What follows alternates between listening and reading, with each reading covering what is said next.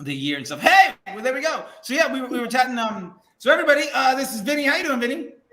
Good, man. Good, Charlie. How are you? I'm doing pretty solid. I gotta say, it's Friday. The money's going in. Q1's doing solid. Q4 was solid. I can't really complain. My trainer, I told him to like make me regret walking to the gym, and he did his job. So I'm in a world of hurt. I think after this, I'm gonna get a mani pedi, some fried chicken, and watch RuPaul. That's my night. Oh, it sounds like a good Friday night. I know exactly what your trainer likes to do. Work out legs. That's my favorite thing, man. Brazilians Yeah, pride man. themselves in their thighs and their calves. So Oh, yeah, it was quads and calves day today. So, lovely. oh, just like all of it. So yeah, man, this is not a like do you lift bro type thing. I was just Yeah. happened to hop into that thing. But anyway, so I'm so glad to have you on in here, and I know that we've been knowing each other for a while now. I think we found each other on Utopia like last year, some other time, and so I was just really curious for you, knowing as a Facebook advertiser, somebody's starting to see some stuff. How are you feeling about 2022? And like, what are you doing right now? And so far as like trying to, what is the strategies that you're really going in for? What is like, how are you building to scale? What does success look like for you? Talk to me about just like, how are you making 2022, your best life? You know what I mean? Yeah, so it's an incredible question. So first, I'd like to give a little bit of context. I've been running Facebook ads for 2.5 years, and one thing that when I first started working alongside you is that I had to relearn what I had learned in the past, which was absolutely insane for me. It was a tough transition to go through, but more and more that I learned, I was able to start to see, okay, I understand why I thought like this and why other people taught me this hack or taught me this type of retargeting system and why it doesn't make sense anymore. Once I was able to go through that myself mentally and visualize it, I was able to think, okay, finally, I see a clearer vision. I actually got a question earlier today. I was in the Utopia chat and I was chatting it up with a couple of friends, and Leon, who's is a buddy of mine, he goes, oh, NK, they're like, dude, it's 2022. Facebook ads is going down. And I said, yeah, for the people that want to hack it, for the people that don't understand it anymore. And he said, do you have any faith in the Facebook ads coming into 2022? And I said, a lot of faith, more faith than I actually had the past 2 years of running Facebook ads. I feel more competent, and I feel that my testing process actually has a meaning and a purpose behind it that's more stable overall.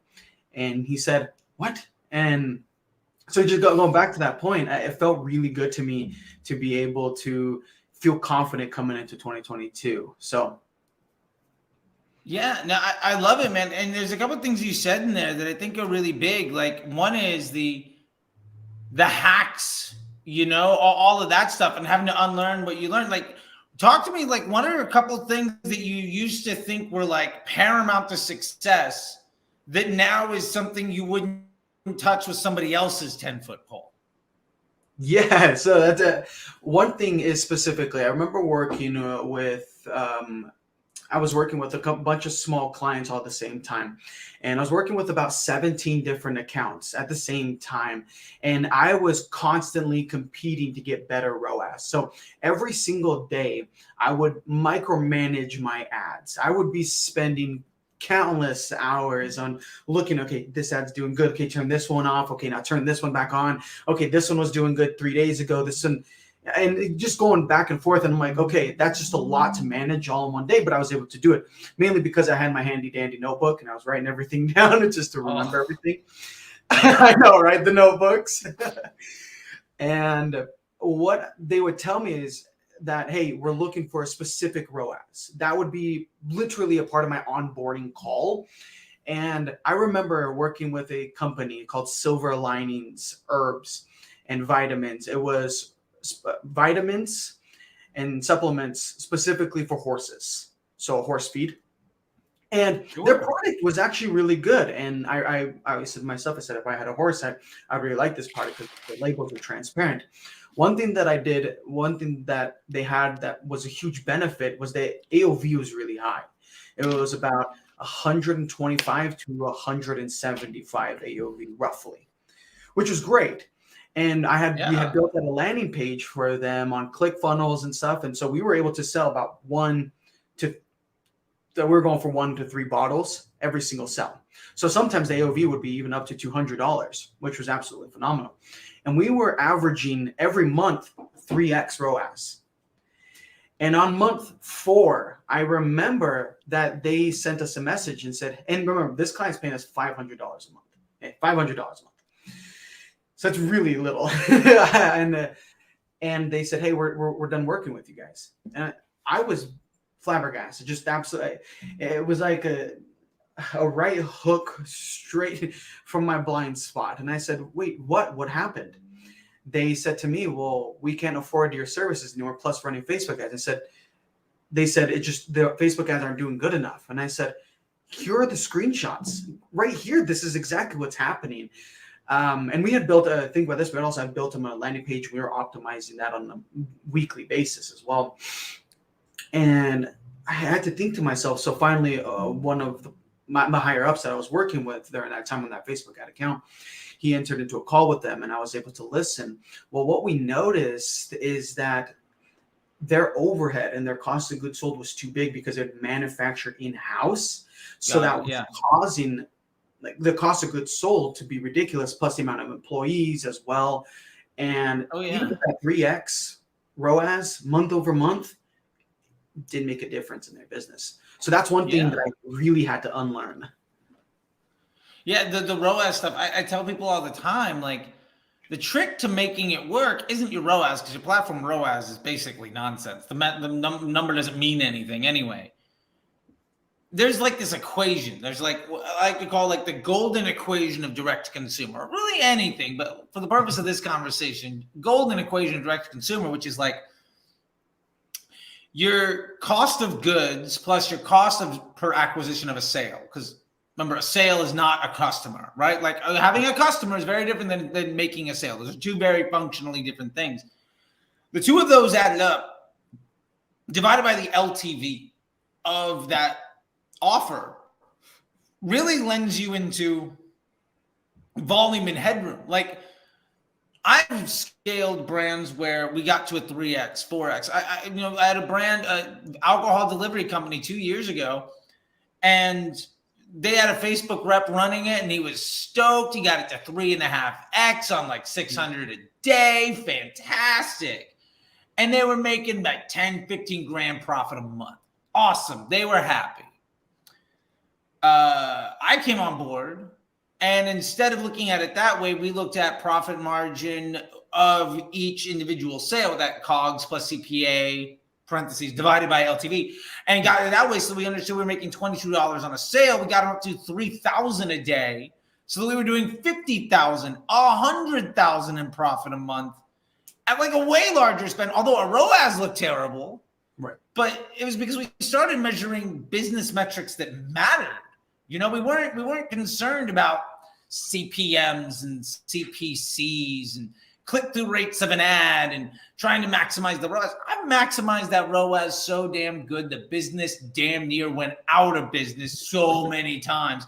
Because, great, you're making $10 for every dollar you spend, but we can only afford to spend $100 because we have no revenue. We have no volume. And that lack of context, man, I tell you, I think it's crushing people. And I love that you said that. I mean, I think, you went through the MBA program. I think one of the things that we talk about so much in the MBA program is that concept of Scrum Doc and ecosystem ROAS and being able to measure that lift, right? Incremental to your business to understand what is the value of what I'm doing, and ultimately what's the most important thing that I can do. And I mean, it makes sense to me. I mean, that's why I teach it and I've been using it for years, but I'm super curious, like for you, is that where you're getting some of this confidence from, some of this knowledge, some of this of like, I don't look at ROAS anymore because it doesn't matter. This is the metric. These are the things that are important. Is that working out for you these days? Yeah, it is working out for me. And it's actually working out quite well because even in my own e-commerce business, and I was even talking to my wife about this because we're just barely opening up her e-commerce store, is honey, like, are we able to look at the overall ecosystem of everything that we're doing? And then when we're able to do that, we are able to look at it more holistically and give us a greater idea of how much traffic we really need from Facebook and how much we want to spend on Facebook to make us profitable. And when we look at look at it holistically, I actually have a good example of this. I worked with an account. The brand was called Moody Girl. It was a energizing chocolate specifically for women. And what we noticed, again, we were looking at the project and saying, hey, we're doing a good job. But what we noticed is that her back-end systems or everything else, she was relying strictly just on Facebook, not looking at the business over holistically, even though her husband was a digital marketer himself. But we had like no email set up, no sequences, no LTV. We had no idea how many people were coming back and buying once again. So that fundamentally changed my perspective, because once I started to think about all the previous clients that I had worked with, and I thought, man, there's so much more that we could have done if we looked at the entire ecosystem.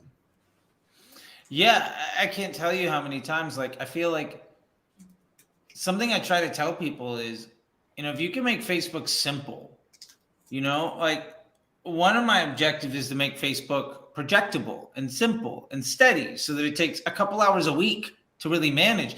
That means now you have a steady stream of individuals to some funnel or some offer, whatever you want to call it, some gateway. And then you can spend the rest of the time maximizing the value of that. And I think, in the last Q&A in the MBA program, because every week we have classes and one-on-ones and stuff. And in the last one, we really got into this idea of maximize the volume of everything that you can down to that offer that has the best, D2C equation outcome.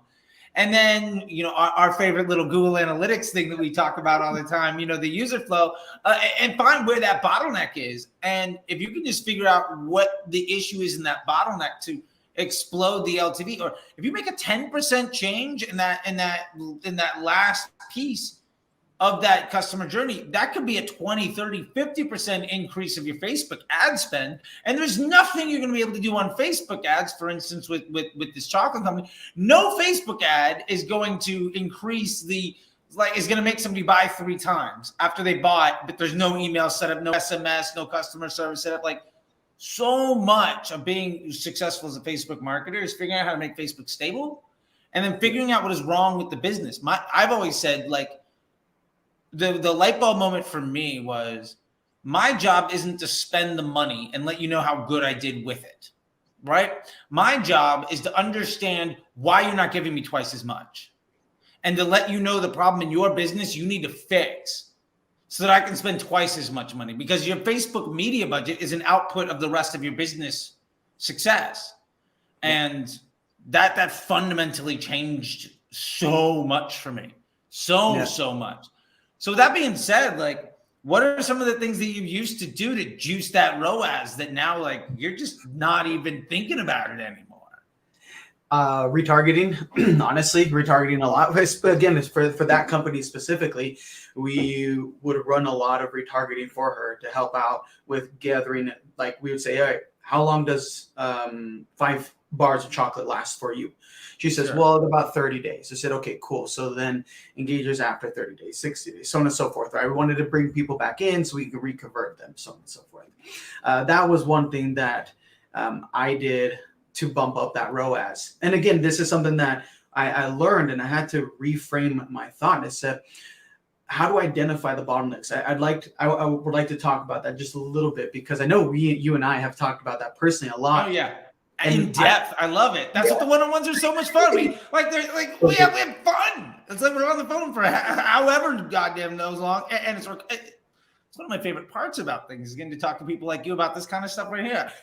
Please. Yeah, it was one of my favorite things as well. Actually, I was looking back on the recording because I wanted to bring on a new client. And I was actually showing him our fun Google Analytics funnel builder. I was showing him yesterday. I said, oh, this is so cool. He said, dude, I didn't even know Google could do that. And I said, I know. And so we were talking about it, and I said, okay, we need to identify the bottlenecks. How many businesses I've worked with that don't know what their bottlenecks are in their business. They just want you to do exceptionally well on Facebook. It blows my mind. And now that I think it back with all the clients that I work with, the amount of bottlenecks that we identified but never did anything about because we never thought of it like that. The reframing in my brain has helped so much. So when I onboard or work with a new client, I say, okay, look, we're going to work by objectives, by business, specific business objectives. And we're going to identify these bottlenecks. And then we're going to, like you said, open up the floodgates. Say, okay, what's the next bottleneck? Okay, how do we continue building this? And how do we spend more on Facebook? And I never thought about how do we spend more on Facebook. I always thought, how do I maximize the spend that I currently have on Facebook to make the numbers that I get look really good? So just tie it back into ROAS, right? How many ads do I need? How many creatives do I need? And all those. Yeah, no, I love it and that's great to get us into another spot, but just that business objective. Oh man, I can't tell you how many people like have the crippling mistake of thinking I can spend $1,000 on one offer. So if I want to get to 5,000, I need 5 offers. When in reality, the most important thing is actually getting out of your own way, stop fighting with yourself, and focus on the thing that actually makes the most sense. Like that idea of trying to scale your business by making a machine learning platform dumber and chasing a million things. I'm going to do better by doing 5 times as many things worse is the dumbest thing ever once you say it out loud, right? Yeah. And I get like why people think that way. It makes sense until you like use real world examples of like, well, no, that's not how this works. That's not how any of this works. I love that commercial. When she's like, I unfriend you. I taken you off my wall. I love that. No, but I love it. And you're getting down to like a great point here about pushing the creative, you know, and once you've identified the business objectives through those equations we've talked about, and you're going over the stuff that we talked about managing the funnel and doing the analytics and stuff, which, by the way, yeah, I mean, this is all in the Facebook Ads MBA program, but if you notice, most of this doesn't have anything to do with like the right audience or the right bidding model, because none of that makes any difference. Like literally, as soon as you stop fighting that stupid little battle in the weeds, you can start conquering the world, because that little shit that makes no difference will cripple you, and you're just going to make it harder and harder and harder. Work more and more hours every day to make less and less money, rip your hair out, and what's the point of that? But to that point about creative, I know we've had a lot of conversations about that, and so, you know, what are you doing right now insofar as like trying to make creative work, doing testing, stuff like that? Because I feel like there's this big thing. I'm loving this like critical mass of where I'm seeing people say, oh, well, ads do the targeting. Yeah. And creative is the most important thing. I'm like, yeah, absolutely. Been saying it for 5 years. I'm glad we're catching up.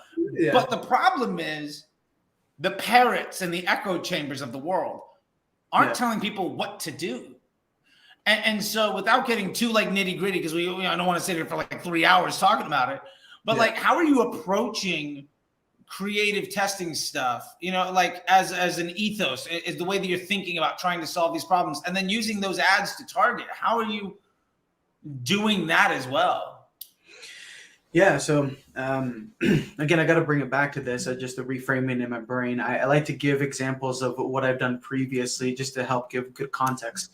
So before, I held this really firm belief in a glass jar that ultimately got shattered within our first call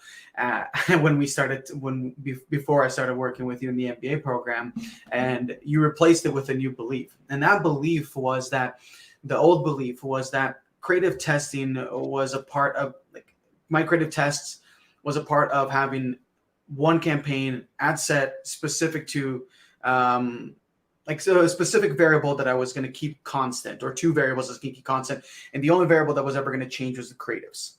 Mm-hmm. Well, here's the thing. So when I had that belief, I was like, okay, great. So the only thing I'm changing is creative. So I figure, okay, this is what the creative that works. Well, when you shattered that glass jar for me and inserted a new belief into a brand new jar, I thought you said that you separate them within each individual element. Mm-hmm. And I was like, oh my gosh, that makes so much sense. Because before you would test 3 different creatives, 5 different creatives, and the same headline and the same copy. Just assuming that your copy and your headline was ultimately they're the best ones. We know the copy that converts. Yeah, we know the copy that converts, even though it was the first test. Yeah. Right. And the only issue was the creative. So I approach it differently. I'm actually looking at different concepts of creative, not the different concepts of creative. How does that? Okay, there right there was a fundamental switch for me. Now I'm looking for different concepts. And you got UGC concept, you got a value proof concept, you've got so many other concepts. Lowest cost, features and benefits, supercuts of product shot, whatever it happens to be. Yeah, absolutely. Yeah, and when I started reframing it in my mind and testing it, those individual elements, I was really able to have, what's the word I'm looking for? Sorry. I was able to have more confidence in these assets that I bring into the next phase of testing, which ultimately made me so much more confident to test. Because before I'd be a little bit nervous, like, hey, tell a client, like, I'm testing. It's like, yeah, but I don't know which element's going to work well. I don't know if this creative is actually going to convert. Well, now that I'm bringing those tearing those elements apart and dissecting them and putting into their individual pieces, I'm able to have a lot more confidence in the way that I test my creatives as well. No, I love that. Like the fact that instead of taking throw the spaghetti against the wall because nothing really matters, it's a crapshoot, and I'm going to say, well, this had to do good after 3 days. I'm going to bet my entire business on its success. And then ripping your hair out when it dies after 4 days and saying, well, Facebook's not stable. Because like any business, if you're firing any employee, if you hire 12 people, and then you say, all right, great, I've got 1-star employee, I'm going to make them run the entire business. And then the shit house goes up in flames. You're like, well, clearly I can't, like, my business is like, the problem isn't the ad, right? The problem isn't Facebook. The problem is Facebook works. Facebook does exactly what it says it's going to do. They sell you some of their attention for profit. And your objective is to meet that contract of giving people a positive experience that ultimately turns into positive business objectives for your brand. And when you start looking at it that way, I think you start to realize, well, how can I be a good partner? And it goes to like, I mean, I'm a married guy. Like if my wife said, I need this, that, and from you. And my response was, fuck you. It's not going to work out well. But that's at the core of the strategy of 90% of people that I see running Facebook ads.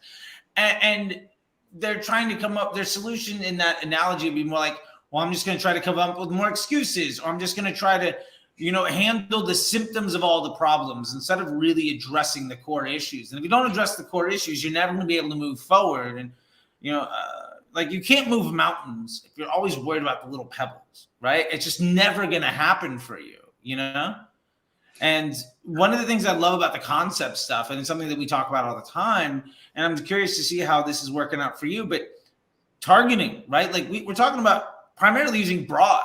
And people were like, well, broad doesn't work. Facebook doesn't work. But it absolutely does. And it's just a matter that you are not taught properly. And it's because most people learned from some guru on the internet who's probably overworked and underpaid and poorly trained by somebody else that was overworked, poorly trained. And that generation of bad advice that comes down because somebody rented a Lamborghini and made a get-rich-quick scheme 5 years ago, and just nobody's bothered to make it better. Because I feel like stuff that makes sense, that's easy, where you can just recycle that information, is so much easier for people to digest and so much easier for them to want to do, instead of really investing in developing real business strategies. And so with that being said, like, how are you seeing these concepts do the targeting for you, and embracing broad versus 20 interest groups, and trying to keep Facebook dumb as hell for profit, which again makes no sense when you actually think about it in any way. I've yet to hear a single logical conversation of, well, Facebook's a machine learning platform. My goal is to keep it as dumb as possible and to print money. Like that makes no sense. Right. So one thing for me, and I could think of a very clear story. I was working with a company called Oh Boy Homeschool, and they were selling printable ebooks for kids that they could draw, and it was educational and it was fun. What I'd have to do is go through rigorous market research to identify their audience. Like, who exactly am I speaking to, right? And go through and I find, okay, this is their interest. Okay, great. So I went through the audience and I was like, hey, this audience, moms that have kids that are 2 to 5 years old, that stay-at-home moms, that so on and so forth, right? You get the gist. And I remember actually increasing the amount of sales that I got for them, but still not at a profitable rate. So when I started looking at broad, I actually noticed this on one account that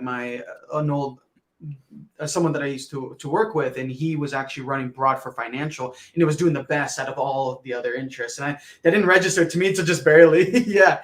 And so as soon as I started embracing broad, I saw one, super low CPMs, lower cost per link clicks. I know those are just vanity metrics, but I started to see more and more people come into the funnel overall instead of limiting it, and being specific with the way that I communicate with them through my creatives, through the concepts. So all that market research didn't necessarily go into audience, which it did in a way, but not on Facebook, but letting Facebook find the people that I wanted to speak to and speak to them clearly and communicate with them clearly. And because I was able to find that through my primary text, my creative, and my headline, it was able to target more people who wanted that before I would exclude, because they might not have fit that specific audience.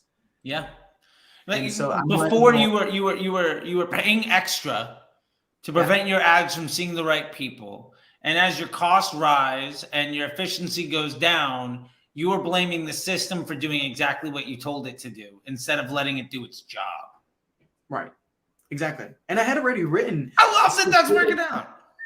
Yeah. Like I said, so much reframing, because I've gone through so many different instances of that. And definitely. And I would always let my primary text, my headline, my creative speak for them, try to work with the audience. But now I'm just letting it say, hey, Facebook, find the people who are going to resonate with this with the most, and let's not exclude them all. Let's let them all come to us. I love it, man. I love it. Well, I really appreciate that. I think that's so right on. And I love hearing this stuff come from other people, right? I love talking to students, and I love talking to clients, and I love talking to other minds that have like figured this stuff out. And, you know, one of the things that we've kind of danced around a little bit here, but I want to kind of touch on, one or two things real quick is, we got to meet each other on some spots, but one of the big leaps forward for us was really, you going through that MBA program, the Facebook Ads MBA program. And, people can hear me talk about it till the cows come home, but right before we're getting on, you were saying, one of the biggest issues is the confidence, right? Is the ability to know what you're doing. And that's what the before world was like. Right. And now shit is fundamentally different. Right. And I just love to know from your own words, man, just what you got out of it and what you enjoyed most about it. Because I want people to know that these are things that real people can have for themselves. And I could try to say it a million times, but never trust the car salesman about the quality of the car. Ask the guy that paid money and bought it and driving it around for 30,000 miles, right? Yeah. It's somebody that has fundamentally changed their quality of life and their trajectory because of that. Man, talk to me about your experience and what you love the most. Yeah, so what I love the most is the big picture.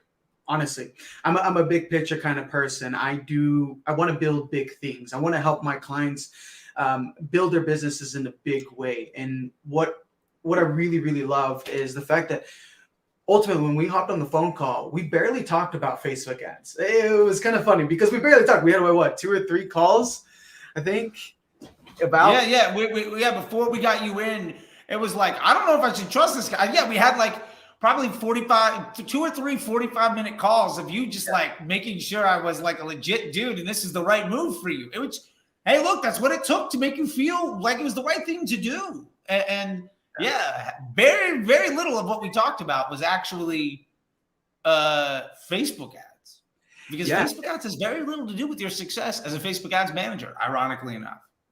Yeah, and that helped me out so much because I've liked to do Facebook ads, but I've always liked to help the business owner. That's why I would build out landing pages for business owners and help them convert, because majority of the time their website wouldn't convert. I'd be like, okay, don't worry, I'll do it. I got this, right? And I would go there and I build email sequences for them. And I say, okay, don't worry, I got this. Because I always knew there was more than Facebook. And what I love so much is that you teach more than Facebook.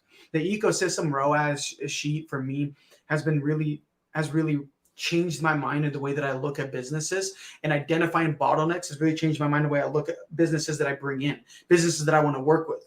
Because there were before, when they couldn't identify their own bottlenecks, it became really difficult to work alongside them, because it's like, hey, what are you doing to identify the bottleneck? I'm driving the traffic. Like, it's only Facebook ads that's the problem. It's like, well, there's more to that. And I always knew inside of me that there was more to that. So once you reveal that, and I think that happened in our second call, you revealed that, and I said, boom, like, there it is. That, my belief in my glass jar shattered. And I said, well, shit, but that was one of the things I absolutely loved about it. Also the community. I've met some absolutely incredible people. Kelvin, Daniel, Alex, Tom, Jared. I mean, some incredible people out there who just, honestly, it's a good group of people that I was really hoping to connect with. And sometimes we take time outside even of your lectures, and we will look at like, hey guys, do you guys all have a question about this? Like, yeah, so let's all hop on the call. We all hop on the call. Really? That's awesome. Yeah, we all hop on the call and we all talk together, and we send each other messages like, hey, how are things going? I called Tom 3 days ago, and I said, bro, like, I'm getting like a $5 cost per lead. He goes, so I built some really good it's like a fellowship. Yeah, like community. I love that. Yeah, and that's one thing that I really loved, and as well as our one-on-ones. I love one-on-ones. Those to me are incredibly important. That was one thing that we talked about in our third call. I said, hey, are we going to have one-on-ones? And you said, yeah, definitely. And I'll take as much time and answer all the questions that you need. And yeah, true. And I still have that as additional lectures. Instead of just buying a course, I have like real world lectures that we can actually go through with real life questions and instances that I can tell. Yeah, opening up your screen, recording the whole phone call, diving through, like answering your questions, holding your hand through all of these individual things, giving you direction to the next pain points, like letting you know, okay, here's the 5 things you're going to do. And in 7 days, this thing's going to go wrong. So let's prep for it now. Like all of that stuff, like knowing what to do. And I love to see people blossom through all of that stuff. And I think, to wrap things up, the most important thing about that is, you were trying to make a decision on whether or not you were going to take control of the rest of your life and what that direction looked like. And now you're a elite level marketer that is, taking on clients and doing really great stuff. And I mean, I love it. And part of the thing too is when you have new clients and you have new questions and stuff, there's that community. So it's not just like, well, I graduated, what am I going to do? It's like, well, I have a problem. I'll talk to you on Thursday or whatever, right? Yeah. And that's so great, and I love that. And so with that being said, like I would love to like leave the floor to you on this thing of like, how can people find you? Like maybe they really dug what you're doing. Maybe they're unhappy with the people that are going on. Maybe they just want like, can Vinny audit my account and maybe I can work with him if he actually knows what he's talking about? And like, yeah, because I want to make sure that people either, maybe they're trying to change what they're doing and they can reach out to you to be like, all right, is this for real? Or maybe they're struggling and they don't necessarily want to do it themselves, but they're very unhappy with the, very low quality support they're getting from some big fancy name of a whole bunch of people that are overworked, poorly trained, and underpaid, and they're not getting the love they deserve. So with that being said, I'll leave the floor to you, man. How can people find you? What are you up to? And let's make sure that anybody watching this gets to know who you are. And, hey, why not talk to Vinny? Yeah. Thank you so much. I really appreciate that, Charlie. Thank you. So you can find me on Twitter, Vinicius Leon Petri. And my DMs are open. Yeah, very, very fancy. I got the link in the description. I Okay, great. Yeah. Okay. And yeah, you can find me there. My DMs are always open. You can ask me any type of questions. And one thing that I do want to say really quickly is if you're on the fence at all in any way, think about this. What what Charley teaches as your mentor in the MBA program is something that it's going to take you years. I'm talking about 5 to 10 years to learn, to go through and experience, and you can finish that much faster. That was one thing that me and him talked about. I was like, look, I want all your knowledge. Give it to me. And you're like, okay, cool. And so that was exactly, but that's where you can find me. Currently what I'm doing is Facebook ads, CRO, helping with conversion. Like we're even writing copy for landing pages if that's necessary, because like we talked about the ecosystem, whereas there's a whole ecosystem, not just Facebook. I want to make sure that whatever traffic that I'm driving is also converting, and then we're converting on the back end. So I'm also doing emails as well and different email sequences to help out companies. So those are the things that I'm doing. I love it, man. I love it. Well, thank you very much, dude. I appreciate it. Like I said, it's Friday. I'm pretty sure I promised my wife a mani-pedi at 5 o'clock with some fried chicken and RuPaul. And okay, I got 12 minutes to walk 5 minutes up the street, and I probably should make sure she's ready to go. So I really appreciate it, man. I get to live a life, and I'm very happy about it. I love getting to talk to alumni, and I love getting to talk to successful people. And I really hope that, like, one of the vibes I get out of all this ultimately is you took a risk investing in yourself. Yeah. It was not the cheapest investment you made, but I hope it was the most valuable one. Oh yeah, for sure. It definitely was. Right on, man. Well, hey, look, thank you so much. I'm going to let you go. I got to go. Happy weekend to you. And I know we got some more one-on-ones. And if I don't see you until I see you, I'll see you. Yeah, sounds good. Same to you. And all right, you have a great time. Tell you later I said hello. Keep kicking some ass, man. I'll see you later. You as well. Happy weekend. Bye.